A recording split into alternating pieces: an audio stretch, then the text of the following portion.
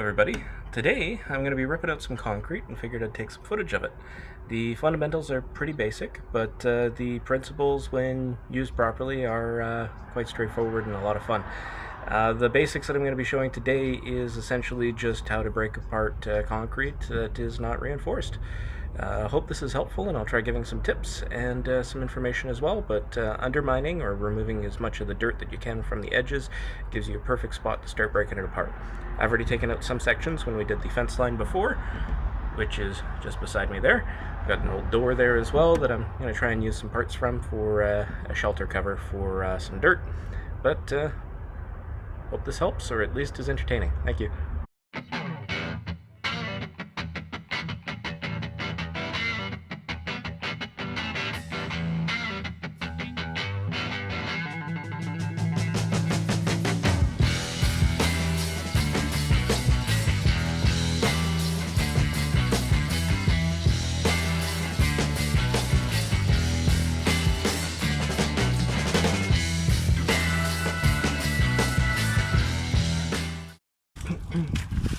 The basics when breaking up concrete are quite simple.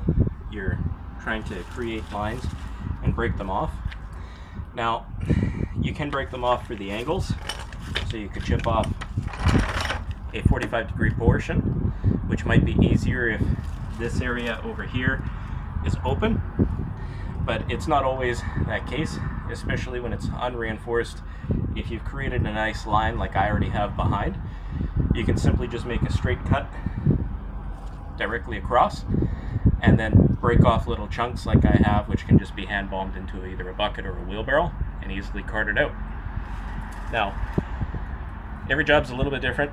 It also depends on the thickness of the concrete, even if it isn't reinforced, and it also depends on the sub base. The sub here is all sand, so it doesn't move very easily. So once I've broken the piece in half, what I want to do is push the pieces apart, so that way there's even more of a cavity between the two, and then split them up after that, and they break up far easier. Now, I'll demonstrate it again for creating a line down the middle and breaking it apart for this one small piece that's left over from this portion of the walkway.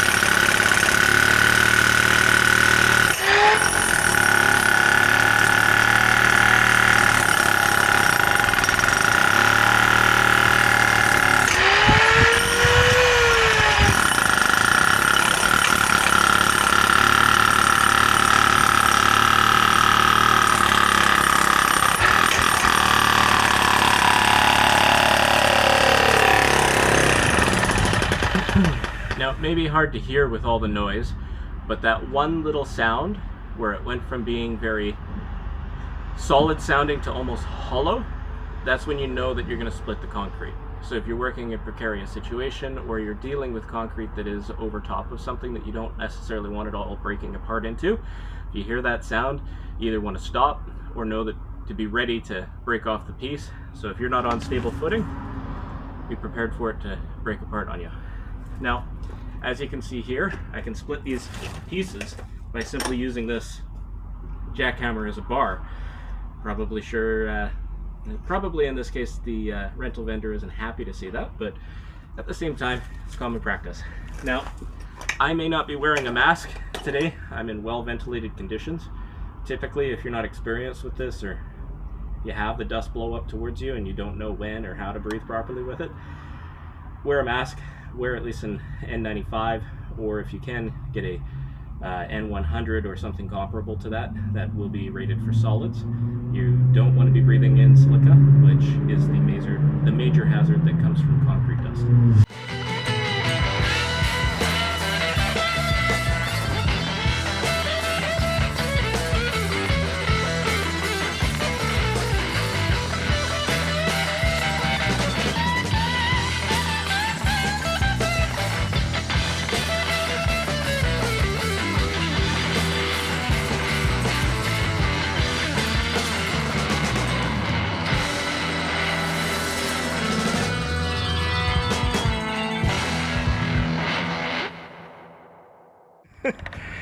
Now that I've made a mess and a lot of work for myself down here,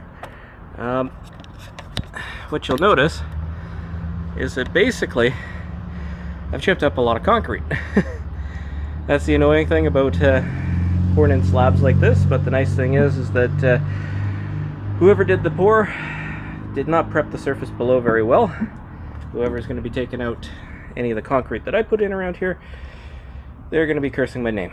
But ideally what I'll be doing here is below the surface we'll be digging down by hand, taking out enough soil so that way I can put in at least 6 inches worth of good drainable rock. In this case it's going to be road base, and up against the house here I'm going to put in rainwater system as well as a weeping system inside of the ground. That's going to be mixed in with 3/4 inch crush, and the other areas for walkable are going to be with road base. Now, to keep the separation between the road base and the 3/4 inch crush, where the sand from the road base as well as parts would slip between, are going to be covered with landscape cloth. And I've got a little bit here still from the first portion that I did, but ultimately, I just see myself here, ultimately what's going to be happening is making it so that way all the water can be controlled on the property. In the front of the property, down past that gate that you see out front, out there, that one has been essentially turned into a French drain system that leads out towards the road, but also evacuates all the water to the lowest point in the front of the property. Ultimately, if we're here long enough, we'll be connecting up to this cistern, or at least this rainwater handler, and then diverting it. If the potential for a cistern will be done, it'll be done in the middle of the yard there. Potentially pavers in the future, potentially pavers around all those garden beds, and potentially pavers all the way down the side behind the shed here. So lots of potentials. If you're interested in seeing any of that, as well as additional videos coming out, which I've got a caulking tutorial for redoing caulking for bathtubs and sinks coming up, as well as I'll have flooring repair for a squeaky floor from a previous job where it looks like the previous subfloor or joists have had some issues since some work was done on their windows and patio door. Sometimes there's movement, sometimes the fireplace that's there might have a leak and has had some degradation. So hopefully the best, and hopefully lots of content to come out soon. If you're interested in this type of stuff, give me tips, give me any hints what you'd like to see in the future, or any details that you feel I've missed and you'd like more information on. Thank you. Have a great day.